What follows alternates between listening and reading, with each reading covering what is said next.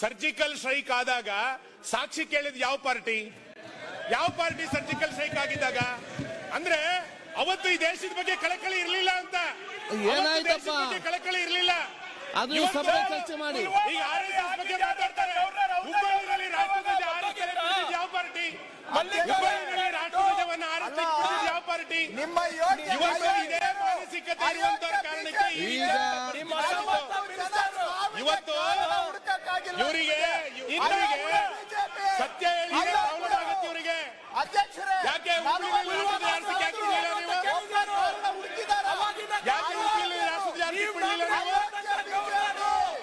ಅಸಮರ್ಥ home minister, ಅಸಮರ್ಥ defence minister ನಿಮ್ಮ ಕೇಂದ್ರದವರು.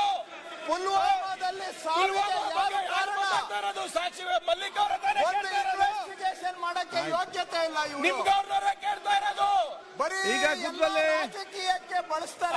ಅಧ್ಯಕ್ಷರೇ, ಉದ್ದೇಶ ಏನು ಇವ್ರದ್ದು? ಈಗ ಸೋಲ್ಜರ್ಸ್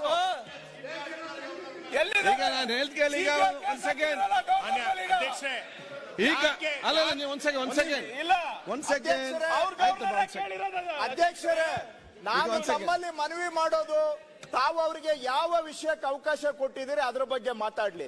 ಪುಲ್ವಾಮಾ ಮಾತಾಡಿದ್ರೆ ನಮಗೂ ಗೊತ್ತು. 40 ಜನ ಸತ್ತವರಿಗೆ ಕಾರಣ ಯಾರು ಅಂತ ಹೇಳಕ್ಕಾಗಿಲ್ಲ.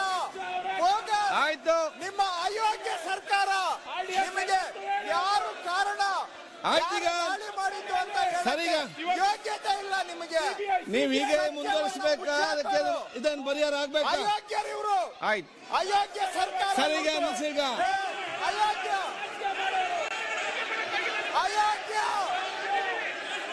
ಅಯೋಗ್ಯ ನೀವು. ಅವ್ರು ಹೀಗೆ ಹೇಳ್ತೇವೆ, ನೀವೀಗ ಮತ್ತೆ ನೀವು ಹೇಳ್ತೇನೆ.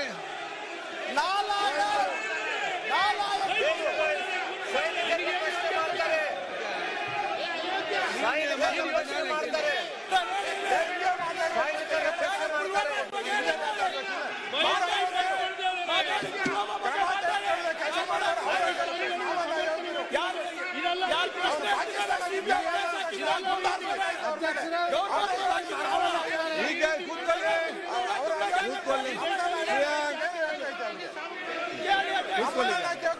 ನೀವು ಸರ್ಕಾರದಲ್ಲಿದ್ದೀರಿ, ಕೂತ್ಕೊಳ್ಳಿ. ಪ್ರತಿಪಕ್ಷ ಕೂತ್ಕೊಳ್ಳಿ. ಮಾನ್ಯ ಅಧ್ಯಕ್ಷರೇ, ಒಂದು ನಿಮಿಷ. ಆಯ್ತು ರವಿ, ಒಂದ್ಸಲ ಬಸ್ ಅಂತ ಕೂತ್ಕೊಳ್ಳಿ. ಆಯ್ತು, ಬಸ್ ಕೂತ್ಕೊಳ್ಳಿ. ಅಧ್ಯಕ್ಷರೇ, ಆನಂದ್ ಅಧ್ಯಕ್ಷರೇ, ಈ ಘಟನೆ ಆದ್ರೂ ಕೂಡ ಇಲ್ಲಿಯ ತನಕ ಆರೋಪಿಗಳನ್ನು ಬಂಧಿಸಿಲ್ಲ. ಅವರು ಅಯೋಗ್ಯರು, ಅವರು ಅಯೋಗ್ಯರು. ಆಯ್ತು, ಇಲ್ಲಿಯ ತನಕ ಬಂಧನ ಆಗ್ಲಿಲ್ಲಲ್ಲ, ಅದಕ್ಕೆ ಅವರು ಅಯೋಗ್ಯರು. ಅಲ್ಲ, ಯಾರು ಅಯೋಗ್ಯರು? ಈಗ ಅಲ್ಲ ಅಧ್ಯಕ್ಷರೇ, 40 ಸೈನಿಕರು ಸತ್ರು. ಇವತ್ತು ಯಾರಿಗಾದ್ರೂ ಒಬ್ಬರಿಗೆ ಇವರು ಅರೆಸ್ಟ್ ಮಾಡಿದಾರ? 40 ಸೈನಿಕರು. ಇಲ್ಲಿ ಬರೀ ಗಾಳಿಪಟ ಹಾರಿಸ್ತಾ ಇದ್ದೀರಿ. ಅಲ್ಲಿ 40 ಸೈನಿಕರು ಸತ್ತಿದ್ದು ಸುಳ್ಳು.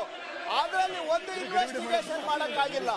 ಆ 40 ಸೈನಿಕರ ಸಾವಿಗೆ ಕಾರಣ ಯಾರು ಅನ್ನೋ ಇನ್ವೆಸ್ಟಿಗೇಷನ್ ಮುಚ್ಚಾಕಿದ್ದಾರೆ. 5 ವರ್ಷ ಆಯ್ತು. 5 ವರ್ಷ 40 ಸೈನಿಕರ ಸಾವಿಗೆ ಒಬ್ಬ ಕಾರಣಕರ್ತರನ್ನ ಹುಡುಕಕ್ಕಾಗಿಲ್ಲ. ಯಾರು ಕಾರಣ 40 ಸೈನಿಕರಿಗೆ? ಇವತ್ತು ಇಲ್ಲಿ ಬರೀ ಡಾಕ್ಟರ್ಡ್ ವಿಡಿಯೋಗಳು ಅವು ಇವುಗಳನ್ನ ಇಟ್ಕೊಂಡು ಮಾತಾಡ್ತಾರೆ. ಇನ್ನು 5 ವರ್ಷ ಆಗಿದೆ. 5 ವರ್ಷ ಆದ್ರೂ ಏನ್ ಮಾಡಿದ್ದೀರಿ? ಸುಮ್ಮ ಮಾತಾಡ್ತಾರೆ. ಅಯೋಗ್ಯ ಸರ್ಕಾರನ ಮತ್ತೆ ನಿಮ್ದು. ಸುಮ್ಮನೆ 5 ವರ್ಷ ಆಯ್ತು ನಿಮ್ಮ ಮನೆ ಬರಕೇನು? ಅದ್ರ ಬಗ್ಗೆ ನಮ್ಮ ಬಗ್ಗೆ ಮಾತಾಡ್ತೀರಿ ನೀವ್. ಇವತ್ತು ಇದನ್ನೆಲ್ಲ ರಾಜಕಾರಣ ಬಿಟ್ರೆ ಬದ್ಲಿ ಏನು ಗೊತ್ತಿಲ್ಲ ನಿಮ್ಗೆ. ಈ ದೇಶದ ಅಭಿವೃದ್ಧಿ ಗೊತ್ತಿಲ್ಲ. ಕುಂದರಿ ಸಾಕು, ನೋಡಿದ್ದೀವಿ.